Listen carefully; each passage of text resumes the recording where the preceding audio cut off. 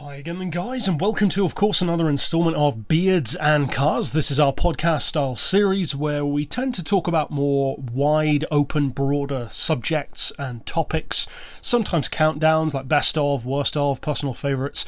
It could be pretty much anything about YouTube, about life, about cars, about games, but more often than not it tends to factor into more specifically the car world. And this is actually a community suggested topic, and it's an interesting one because you can certainly bring your own experiences into this as well, regardless of whether or not you are in the automotive field, have worked in the automotive field, or are even qualified in the automotive field, because as you saw from the title, from the thumbnail, this is my personal experience from my college time. Now in the UK, college is pretty different to in the States. We kind of have three different levels of primary education. There are more. There's technically more like five. You've got what Americans would refer to as like kindergarten. Then you've got primary school, which is up to about age 12, or at least it was when I was going. Then you've got high school, or secondary school, as we often call it in England. That was, again, when I went, until you were 16. I believe it's now until you're 18. And then at 16, you can either just go and get an apprenticeship or a job, or you can opt to go to college to do a course of usually at least a year, often 2 or 3. And that's what I did. I opted to go to college when I was 16, and to try and become a fully qualified car mechanic. And as many of you know, that is exactly what I did. I spent 3 years at college from when I was 16 to when I was 19 to become a level 3 IMI certified automotive technician and engineer. And I'm glad that I did that, but funnily enough, I've never actually worked as a mechanic. And that's where my experience will often differ from many of you who have done the same course. Because the natural thing is to finish a course and then try to get into a role involving what you've learned and what you're qualified in. And it's not that I didn't try to do that, I certainly did. But after leaving college, I found what many young people find, but especially in the automotive industry, and that is that nobody wants to employ you unless you have experience, and you can't have experience without being employed. So it's kind of like this paradoxical circle that you can't really break out of with anything except either a really, really generous employer, usually somebody you probably know, like a relative or a friend, and that can certainly help some people, or more often than not, an apprenticeship. But the problem was, as I mentioned in, I think, a previous Beards and Cars where I talked about some of my other experiences, I didn't really find any kind of work, regardless of whether it was in the automotive world or not after college, but specifically honing in on my college experience, because of course that's primarily what this episode is about. As I said, I went to college at 16. You needed, I believe it was 5 GCSEs in the UK to get into that course. So like math, English, science, art, chemistry, something like that. I only had 2, math and English, because as again I've discussed before, I actually didn't go to secondary school at all. I came out of school at age 9, I was home tutored until I was 16, and then I went to college after that. So before going to college, I had to do like a specialised course, which is typically more designed for adults who want to go back and get more qualifications to get those 2 GCSEs, just the basic ones, pretty much math and English, and try to get onto the course. I didn't know if I'd be able to, but they did individual interviews, if you will, the heads, the teachers, the tutors with kids who wanted to go on the course. And after having my interview with actually the guy who was the head of the whole automotive section in my particular college, they decided that I clearly had the passion for cars and that the 5 GCSEs didn't actually matter. So that was fortunate, and that actually got me onto the course in the first place.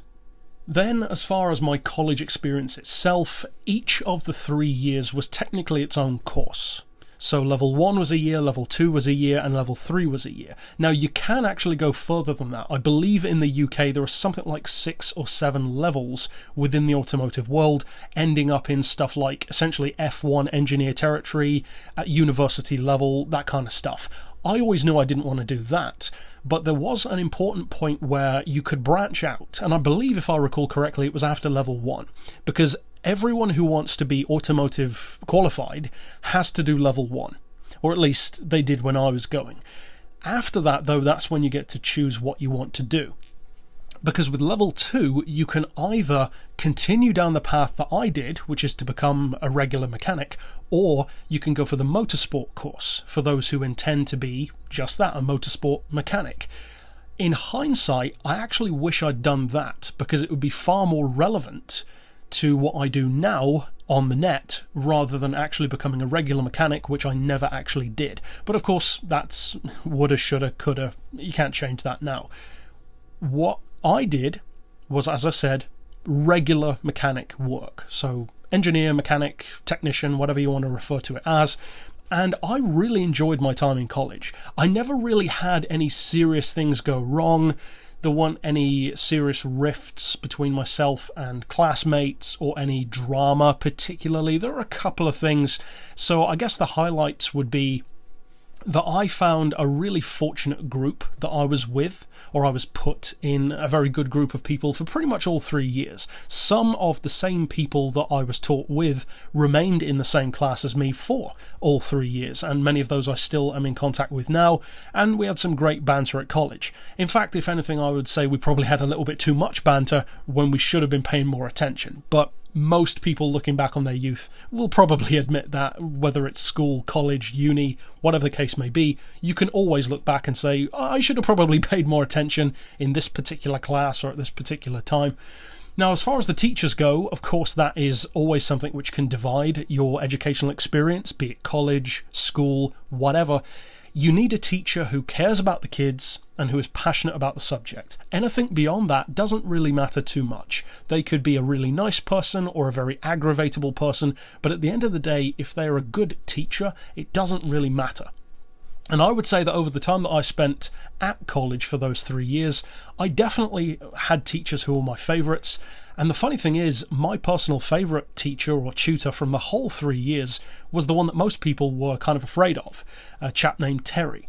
And he was in his mid-30s, and he was the kind of guy who took no messing and had no time for life. He almost felt like, or he almost gave off this vibe like he felt like everything was too much trouble, but in kind of an understandable way. Not like he didn't want to be teaching, but that he was a very intelligent guy, far more intelligent than he thought he was, or that he would admit to.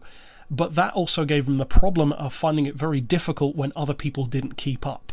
Even though he didn't realise how much smarter he was than most people, what seemed simple to him might be much more difficult to a kid in the class, for instance. And I would see him conversing with other kids in the class, and you could see his frustration. Or at least I could. And I've always been the kind of person who takes or who pays more attention to the way people do things and the kind of emotions that they're showing on more of a personality level, whereas other kids in the class just didn't seem to notice any of that stuff at all. And I guess that's probably part of the reason why I actually liked him as a tutor, because I got him. I understood the attitude of not having time for anyone's nonsense and wanting to just get on with it, teach them, and become a mechanic. Whereas with a lot of the teachers, and I'm sure you guys have had this experience as well, with a lot of teachers in whatever scenario it is, and it doesn't have to just be regular education, it could be a course on your particular job that you have to do. Recently, for instance, I did a first aid course, so even then I come in contact with educational persons, and you can always tell when someone is genuinely interested in the role and enjoys it, and when they're just doing it because it's a job. Because some of the teachers definitely felt like that. They were just doing it because it paid reasonably well. It was less dirty and cold than being on the floor of a garage in winter. And they got to basically do mechanic work, but in like a suit and tie instead of, as I said, on an oily floor. Now, for me, I found that when I finished college, I realised that I didn't actually want to be a mechanic at all. And that was something which, had I realised it earlier, and also had I known that I was going to pursue YouTube far more, because I wasn't doing it at all back then, it would have made that much more of a difference. Because I didn't even start making Gran Turismo tunes until December of 2013, and then really got going in 2014. I finished college in mid-2013, so I wasn't doing any of those videos at all yet, and I had no inkling toward YouTube whatsoever beyond just watching videos, and occasionally uploading my own videos from like Goodwood and stuff like that. It was pretty much just a personal dumping ground, as many YouTube channels are for people who aren't YouTubers or trying to be. So, had I already known what I wanted to do, I would have probably arranged and carved out my college experience differently, but that's just not the way it went. Now, as far as stuff which is probably notable or funny or kind of dangerous from the course, on a mechanic course, you're pretty much in more danger than almost any other part of your college experience, because there's very little danger in something like an art class.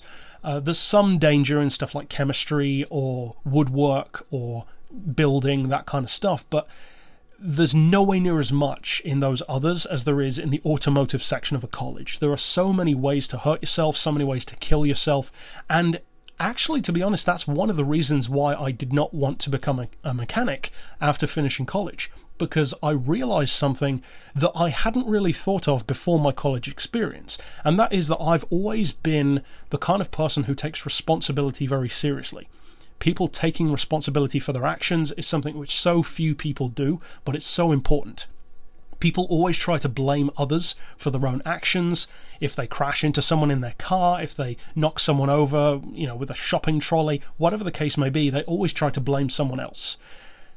I, on the other hand, although of course I have the inclination to do that as well sometimes, I've always tried to have an attitude where if someone else's well-being or life is in my hands, I take it seriously. And as a mechanic, the reality that if I have a bad day at work and tighten one wheel nut incorrectly on a car, I could then legitimately cause the death of an entire family driving down the motorway at 70 miles an hour, where a wheel could come off and they could just die. That is a very real responsibility, and of course that's an exaggeration, but as a mechanic, you can kill people very easily simply by not doing your job correctly. And that, I wouldn't say scared me away from being a mechanic, because there were other reasons why I didn't as well. I personally found that I would much rather be doing some other kind of work than fixing other people's design flaws in cars, because that just annoys me. If there's one thing I cannot stand, it's when pieces of technology or tools or whatever does not work properly, when it's clearly been designed badly. Even now with stuff like laptops, iPhones, you guys know the trouble that I have with those, and I have very little patience with them, because if I buy a product, I expect it to work, and I expect it to work well if I've paid more for it. But that's just not the way things work anymore. All things are designed to break, and cars are some of the most expensive things you can buy. So that would annoy me even more, even if the car wasn't mine. Just constantly working on what a manufacturer has developed wrong or tried to cut corners with, like Volkswagen with the emissions scandal, that just annoys me. So for various reasons, as I said, I didn't end up becoming a mechanic, but I'm still glad that I went. All of that knowledge that I learned certainly helps on the channel and just in general as well. But as far as some of the interesting banter highlights from college, I've always been a class clown. And as many of you know, I've said before that I'm not a particularly chatty person in the street, but some of you also kind of found it weird that I said you could meet me at Goodwood, because if I'm not a chatty person, if I'm an introvert, which I definitely am, then why would I want to meet someone at Goodwood? Well, because I tend to be an introvert, and I wouldn't say this to many people in person, but I tend to be an introvert because, to be honest, I don't really care about what you have to say. I don't care about the random people that I talk to in the street. I don't care how the weather is. I don't care how your job's going. I don't care how your kids are. I have no time for small talk. It's just a total waste of time to me. So if I'm going to talk to someone, it needs to be somebody that I know, or somebody that I know shares the same interests and can have the same level as discussion, or of discussion, that I would want to have. Otherwise, I just view it as a waste of time. And that's probably a narcissistic way to look at things, but that's just the way I am. So as far as being in college, I was a class clown, which probably seems to go against the whole introvert thing, but a lot of people who are introverted actually do get quite loud and try to be funny to kind of counteract that. And that was certainly the case with me. But again, I don't do that in every group of people that I'm with. I do it in a group of people that I feel comfortable with, that I know will appreciate that kind of humour, and who appreciate banter. I wouldn't do that in, for instance, the class that I said I was in recently to do a first aid course. I didn't start doing Michael Winslow sound effects in the middle of the class, but in college I did do stuff like that because it was that kind of environment. Everyone enjoyed that kind of thing, and even though the teachers would tell me to shut up, they would also laugh because it's just a fun environment. The entire experience, though, was not without a couple of hiccups, you could say, and the one that always stands out to me is something that could have been far worse, and the only thing I have to thank for it is my own intuition. Because in a certain class, I think it was level 1 of college, so the very first year, we were doing a practical lesson in the garage part of the college, and we were doing wheel alignment. And the wheel alignment machines are like these contraptions that hold onto the wheel, and then you have this viewing sight, like a microscope, that you look down to check the alignment of the wheel. And for whatever reason, I had this inkling that the people I was with were stupid. And there were 2 people in particular working with me, a guy and a girl, and the girl, I knew she wouldn't do anything stupid, but the guy, I just had this feeling that he was an idiot. And I turned out to be right, because I thought, you know what, if I'm going to look down this sight and put my eye straight over it, I'm going to put my hand over the top of it and kind of cup my eye with the top of my fingers and thumb. So I did that, and it's a good job I did, because when I looked down it, he whacked me in the back of the head. If I had not done that, I would probably be blind in one eye now. So that's one of the main things that stands out from college to me, because it's always made me more inclined to trust my intuition ever since then, because it was right, and it has been on other occasions as well. As far as stuff which was interesting apart from that, in level, I think it was 3, we had, I'm pretty sure it was level 3, there was a guy who tutored the class in level 2, who was probably my least favourite teacher of all of them. And he was barely older than the class. He was like 2 or 3 years older than us. So how much experience can he really have? Especially when he's been a teacher for a number of years as well. And I just never liked the guy. He was just one of those people that you'd like to hit in the face, just had that kind of face. And in level 3, he didn't tutor us. It ended up being this guy Terry, who I liked a lot more. He was our math teacher in level 1, became our overall tutor in level 3. He always had more time for me than the rest of the class, because in a funny kind of way, I think he understood that I understood his kind of thinking. And he also thought more highly of me than I did of myself when it comes to certain classes, when I would be struggling with something and he would almost think I was joking, because he thought I was more intelligent at the time than I believe I actually was. So in level 3, this tutor from level 2 was teaching another class, and in the practical portion of the garage, we have a changing room to get into your overalls and steel toe cap boots and then go and do your practical classes. And I would often be in this changing room area with a couple of other kids from class, and we'd be waiting for the lesson to start. It would be after break time, and we'd be bored, so we'd just go there and sit and wait and have some banter. And in this changing room, there was a traffic cone. And many of you guys know that I love to do impressions and car sounds and stupid sound effects and that kind of stuff. So I started making, like, rally car noises and, like, VTEC noises with this traffic cone. Like, walking up and down the changing room, which is a pretty echoey little room. It's like bare concrete walls, metal lockers, that kind of stuff. Making these, kind of sound effects going up and down the room. And I hear the classroom door from across the hallway open, and this teacher from level 2 the previous year comes over and just stands in the doorway with this disgusted look on his face. And we just laughed at him, and he told me to give him the cone. And this guy isn't particularly tall. I mean, at least not next to many of us in the class. I'm 6'3" myself. He was probably, 5'6", 5'7" maybe.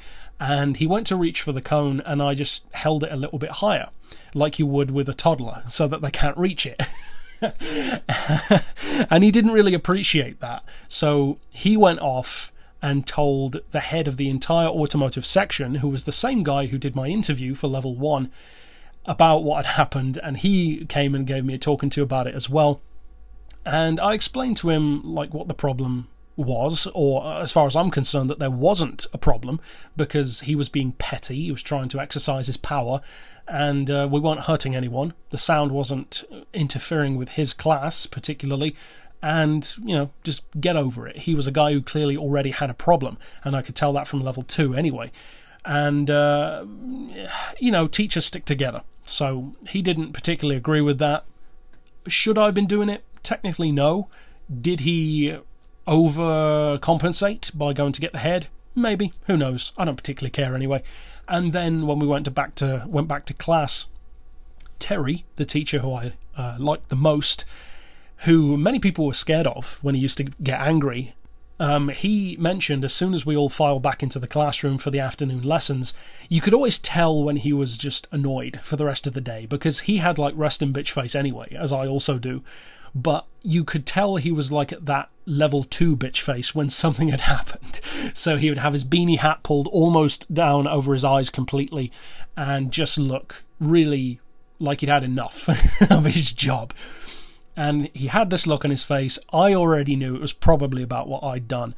And there was this other kid in class, Nick, really tall. He's like 6'7", and he's the kind of guy who's really big, but he's also quite quiet. He's not exactly an intimidating guy, of mice and men kind of thing, and or flowers for Algin and whatever. And Terry asked me what had happened. And this other kid, Nick, started to answer, and Terry absolutely exploded on him, telling him to shut up and all these various things. And he directed it all at him and then came back to me, and I basically explained exactly what had happened. I explained that should I have been doing it? No, probably not. But the reason why I did it is because this other teacher was basically a prick, and he was just trying to exercise his power rather than actually something that was essential for me to stop doing. And Terry agreed. He said, we all know he's a prick, but you got to do it if he's asked you to do it, because he has that authority, technically. So those were a couple of probably my favourite happenings at college. I mean, almost being blinded wasn't one of my favourites, but it's certainly one that stands out. There was some other funny stuff as well, but yeah, it was a good class. We had a lot of good banter. There was also some other unfortunate stuff that happened. Another chap who I've still got as a friend now, I haven't seen him in a while, but his name's also Mike, and he was in the same class as me in level 3. And he had a really bad accident on the way, I think it was on the way home from college in the holidays. I believe it was. We had like a 2-week holiday from college. And at some point in that holiday, he went straight into the side of a truck. And I think he died like 5 or 6 times and was resuscitated, obviously. And when he came back to college, he didn't have a leg anymore. It had been amputated, I believe, at the knee. I can't remember if it was just below or just above the knee, and he had a prosthetic leg when he came back. And it's not a weird thing to have a prosthetic leg, but it's always more weird when it happens to somebody who you actually know. And if you've known them for so long, it's more hard-hitting when something like that happens. We went to visit him as a whole class in college time. We went to the hospital to see him. So that was an eventful thing as well. And there was a couple of interesting things like that across the time. A couple of teachers who were a waste of space. A couple who were really good. Some of them don't even work there anymore. And that's pretty much the highlights of my college experience. It wasn't really the kind of college where you have crazy experiences in like dorms and stuff like that and wild parties, because in the UK you have people arranging some parties, but college just isn't the same in the UK as it is in America. In America, it's like this whole almost university experience. In the UK you go off to university and you stay there, whereas in England college is not like that. College, you just travel to and fro like you would with a school, you just have fewer days per week. So it's basically just like a form of high school that Americans would have, but with a very specific learning group. So yeah, that was my college experience. Of course, you can slap yours down below as well, regardless of if you were into, automotive stuff or whatever, because we all have interesting things that have happened at college. But yeah, that's it for this particular episode. Of course, I'm always looking for more topics that you would like to hear discussed, or countdowns, discussions, that kind of thing. So slap those down below as well, and also check out the community post where I asked about that as well, because that's where I select some of the best ones and use them for future episodes. But that's it for this installment. Of course, I will see you guys next time. And for now, as always, thanks for watching.